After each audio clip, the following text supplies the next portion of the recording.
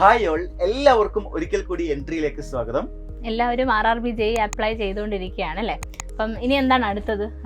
RRBJ apply ചെയ്ത് കഴിഞ്ഞാൽ നിങ്ങൾക്ക് ഉണ്ടാവുന്ന സംശയമാണ് ഇത് എങ്ങനെയാണ് ഏറ്റവും എഫക്റ്റീവ് ആയിട്ട് ക്രാക്ക് ചെയ്യുക എന്നുള്ളത്. തീർച്ചയായിട്ടും ഞങ്ങൾ നിങ്ങളെ സഹായിക്കാം.